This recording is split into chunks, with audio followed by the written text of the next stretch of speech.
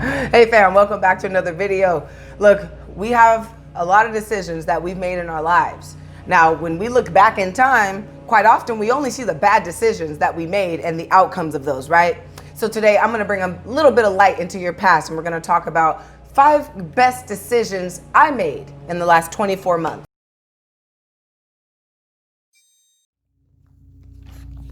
This is how we get ready for videos, mama. This is how we get ready for videos. Do you hear that? Do you guys hear that? Okay fam, welcome back. And before we get started, you know the deal. Like, share, subscribe to the video. If you like the content, make sure you like it. That helps my algorithm a little bit. And then if you also enjoy some of the content that comes out of here, some of the things you've actually applied and that worked for you, subscribe. And yet, if you haven't even heard any of my other videos, subscribe anyway, because this video is going to change your life. I pinky promise you that, no matter what. Because these are 5 of the best decisions, not only in the last 24 months, but really 5 of the best decisions I've ever made in my life, period. Okay? But we're going to just hone in on the last 2 years of life. I'm 26, so we're going back to when I was 24 to 26. Woo! Damn, when I was 24, I thought I had everything the fuck going on. I was drinking my ass off thinking that was cool to do. I wasn't meditating, I wasn't doing yoga, I wasn't creating YouTube videos or even any Instagram videos as constantly as I see myself doing now.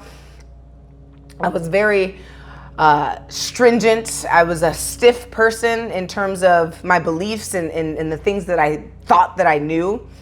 I really had no concrete understanding and core beliefs of my own. They were all adopted. So going through that type of stage and time, which we all have to go through, especially if you're trying to get it to the other side. And what is that other side? The other side is just a little bit more of enlightenment within the self as well as within the world around us, right? Understanding the divine connection between the two and being able to amplify that at your will. So coming from 24 to now being 26, what happened in the last 24 months? Well, I'm not gonna bore you with the details. Okay, I'm not gonna bore you with every single thing that's happened to me in the last 24 months. All I'm going to do is go down the list of 5 things that have actually changed my life for the better, 100% for the better. So number 1 is becoming sober, okay? Becoming sober from alcohol. Now, I know this may hit a lot of you guys in a place that you don't want to hear, and that's okay. Most of the things that we don't want to hear are the things that we need to hear though. So stay in it with me, because you're going to attach yourself to something that you haven't yet done. So becoming sober, what has that done for me? What that has done for me is granted me a freedom unlike anything else. When we turn 21, in America at least, or before we turn 21, I'm just being politically correct. When we turn 21 in America, it's time to drink. It's time to party. It's time to have fun, okay? That drinking, the partying, and the having fun can be taken to another level. And that another level is the one that I landed on. I found myself dwelling there for a very long time. Now, just because I turned 21, I was already drinking before that. So that wasn't the problem. It was the freedom of I can walk into a place, pull out my ID and my card or my cash, pay you bitches to give me some alcohol. That was the freedom that I thought that I had, right? Because before, you can't buy alcohol before you're 21 years old, nor cigarettes now. When that freedom I thought was a freedom became too real for me, meaning I was doing it way too much. I was overusing my freedom, right? And it's not the same type of freedom like freedom of speech, right? Because we have the freedom to eat whatever we want, but we know the consequences of that. We have the freedom to drink alcohol, but we know the consequences of that. I wasn't putting a consequence at the end of my drinking ferociously. I was a beer drinker though, for those of y'all who don't know. I was a beer drinker, not too much hard alcohol. I mean, even though I would do it just to get fucked up more, of course, but I preferred beer, okay? And becoming sober has helped me to do the following things, actually. So we'll just dive right into number 2, creating YouTube videos constantly.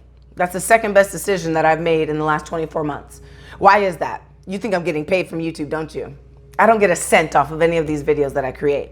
But the creation of the videos is really what I'm talking about here.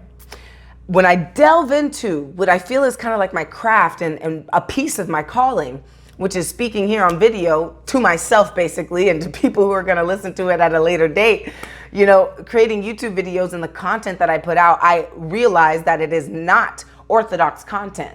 It's content that you may have heard one or two pieces of in your life, and now I actually bring in the hidden side of it, right? The between the lines pieces, because those between the lines things are what they don't want us to know about in terms of making the self better, finding that divine connection we were talking about earlier, connecting with the self, as well as everything else. Those things are really not honed in on, and they haven't really been spoken about in a way that people can understand, like you and me. So I've been able to research, find the information, and, you know, project it to you the best way I know possible. And as time goes on, you're going to see that my videos get better, just like anything else, right? But for now, you got to deal with what we're working with, okay? Because I'm doing the best I can. But creating YouTube videos is the second best thing I've done in the last 24 months. Number 3, becoming vulnerable to myself.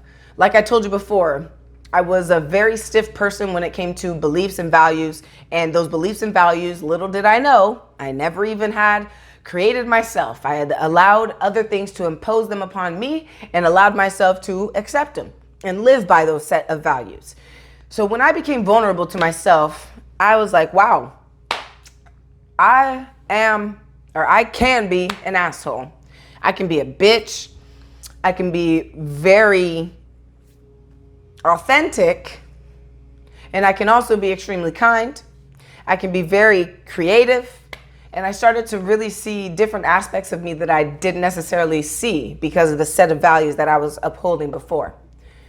Number 4, meditation and yoga. I put these two together because they should go hand in hand. For anyone who does either one of the practices, you will eventually end up doing them both together. But meditation, let's talk about that first. I started meditating on a constant basis about 8 months ago, okay? Before that, it was like every other week or, you know, every other month. It wasn't a constant thing. It wasn't a priority to me. But making meditation and yoga a priority in my life definitely changed my life. Meditation, we all understand the benefits of meditation. But do we really? If you haven't done it, you don't understand the benefit of the meditation practices. If you have done it, then you do. So what's the takeaway from this? Try it. Just give it a try. And when I tell you to give it a try, that doesn't mean do it one time and say, this didn't do anything for me, I give up. That means give it a good constant try. Do it maybe every other day for a week. 10 minutes a day. There's plenty of guided meditations on YouTube. I'll create one for you if you want.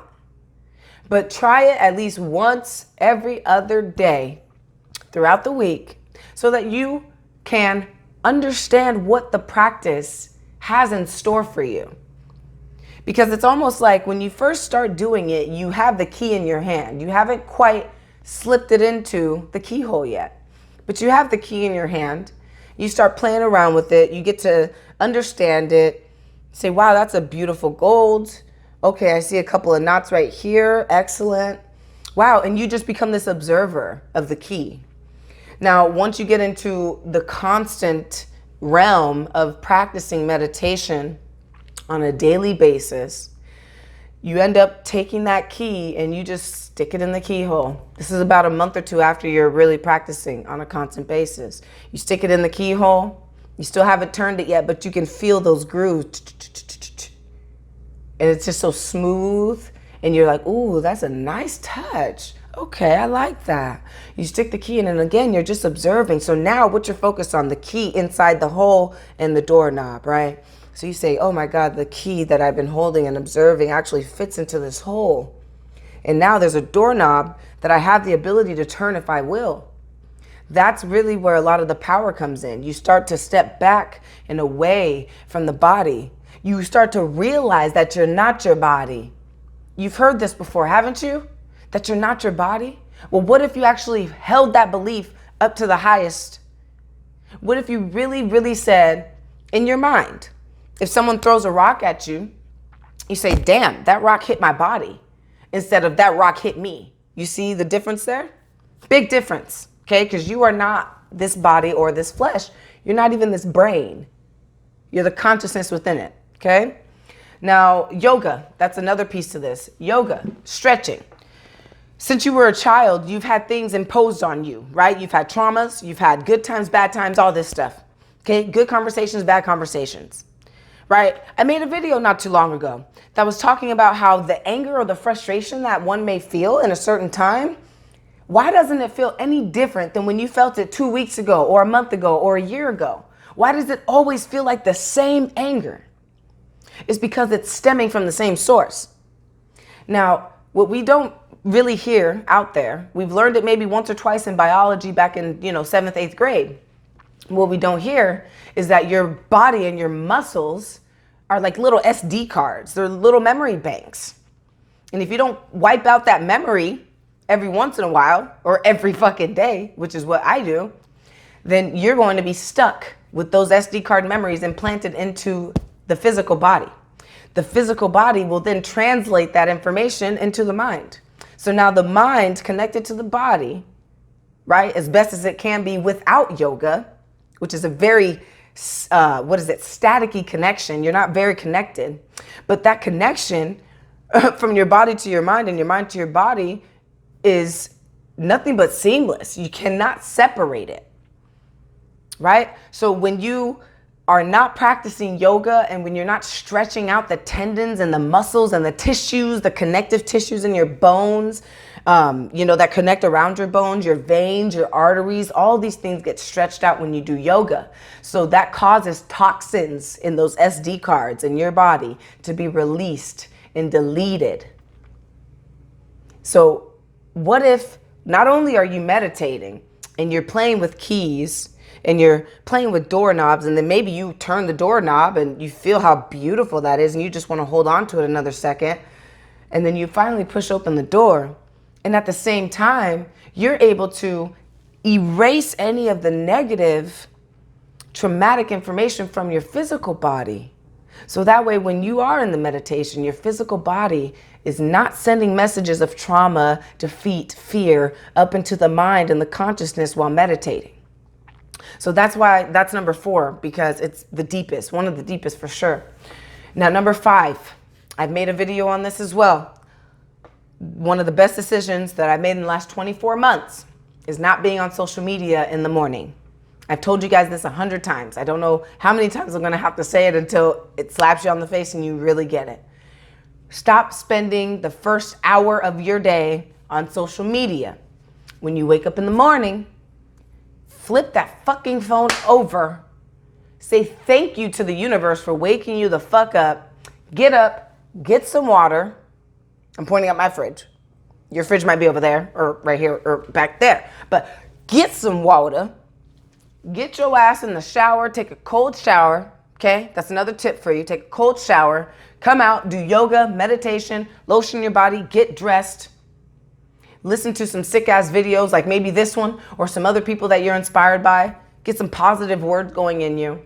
And after you do all of that, it's been an hour. Now dive into your social media after you've already set your own self up. Because I said a quote, and it was my own quote. I can't remember it per se, but it went something like this. So if you're constantly waking up and you're focused on what everyone else has to say on their fucking Instagram and Facebook feed, then whose day are you really living out? Yours or theirs? Because those are the first thoughts implanted in your brain are, what are other people doing? How are they living their life? Oh, this person got a new dog. This person had a baby. This person's on vacation during COVID. This person's sick. This person ain't doing so well. This person's bitching again. You get all that shit filtered into your mind within the first hour of your day. And that's seriously the most important. I don't know if you've never heard that before, but it's the most important hour of your day.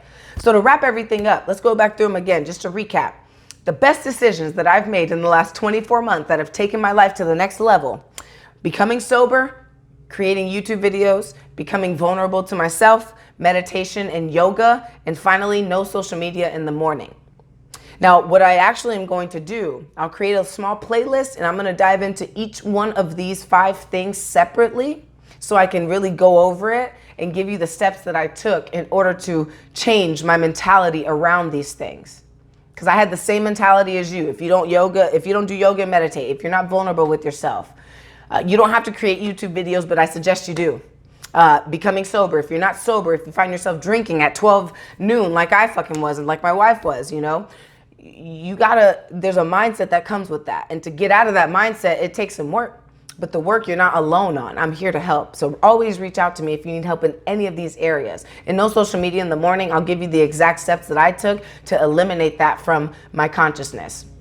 I don't even think about social media until about 2 hours after now, because it's been about 18 months since I've been doing that particular one. So all in all, I love you very much. Thank you for watching, and I'll see you on the next video.